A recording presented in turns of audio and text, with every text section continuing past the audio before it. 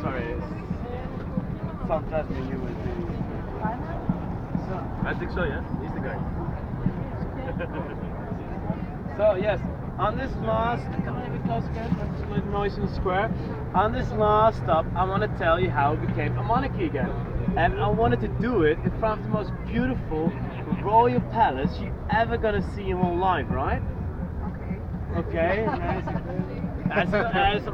Okay, to be honest, probably one of the most shittiest royal palaces you're ever gonna see your whole life. That's beautiful, yeah. No, and that's the reason why I asked you. and that's because actually not built as a royal palace, it was built as a town hall. And back then in the 7th century it was the biggest town hall of Europe. So that's why we don't have a crown on top for the golden ship. And in the triangle you have the Virgin of Amsterdam, and underneath there are 7 guys presenting over gifts. And it again represents Amsterdam ruling over the 7 world seas. But yeah, from the outside it doesn't look that special, but this is the entry on the inside. So it's actually worth a visit. But how did it become a royal palace then? Well, for that we have to go back to the French. At the end of the 8th century, Napoleon Bonaparte started to conquer and rule all over Europe. He also conquered the Netherlands, and then he asked his brother Louis to be a king. And of course his brother said yes, so he rode in on his horse looking for a royal palace. Well, this was the biggest building in town, so he confiscated it and he did an extreme makeover. He added, now the tram is in front of it, but believe me, it's gonna move that tram, move that bus. He added that little tiny gold balcony. Now on the inside we really did a home extreme makeover. I can still find the most French Empire furniture outside of France inside this building, so again worth a visit. But he added the balcony because he wanted to present himself to the people. So one day that square was fully packed, he came onto it and he wanted to say in Dutch, Dames en heren, ik ben de koning. So in English he wanted to say, ladies and gentlemen, I am your king. But remember, he was French, so his Dutch wasn't that good. So he winded up saying, Dames en heren, ik ben een konijn. So konijn, koning, sounds quite similar, but if you translate it in English, it means something completely else. Because he winded up saying, ladies and gentlemen, I am your rabbit. Everybody started a laugh. It's not really good first impression. And still nowadays, he's known as the Rabbit of Holland in all the history books.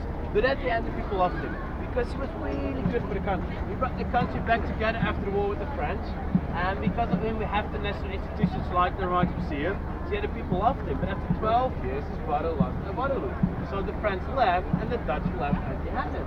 And I was thinking, having a king wasn't that bad after all. So they started looking for their own royal family, and remember the William Forest, who was independent from the Dutch, while his family was still around, but now living in London, hardly any Dutch blood left, but they still went to them and asked, do you want to be a royal family? And of course they all said yes. So from that moment on, you have the House of Orange, and that's why everybody's always dressed up in orange on our national days and with a national team. Well, I want to finish with a story about him. Willem Alexander XI, and when he was a prince, he wasn't that popular because he liked to drink a little bit too much, to party a little bit too much. So it's also known as Prince Pilsner, and the people didn't thought he was up for the job.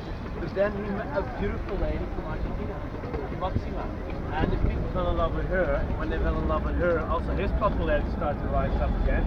So they decided to marry on the 2nd of February 2002 in New Jersey. So 2222, the only reason why you ever should marry in February in the Netherlands. And it's something important happens. People start to everybody finds out she really loves him. She's not doing it for the money or the fame. She really loves him.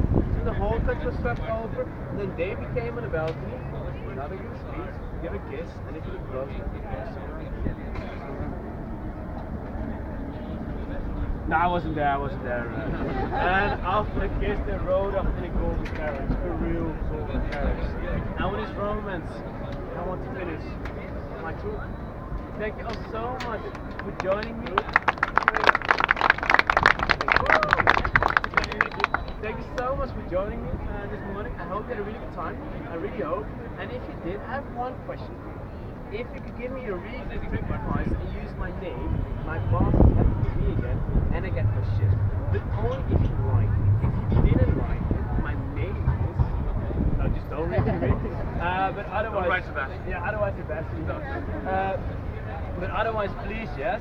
And also, before you throw all your money at me, we have the slogan: Freedom choose damn good memories. So hope I gave some damn good memories.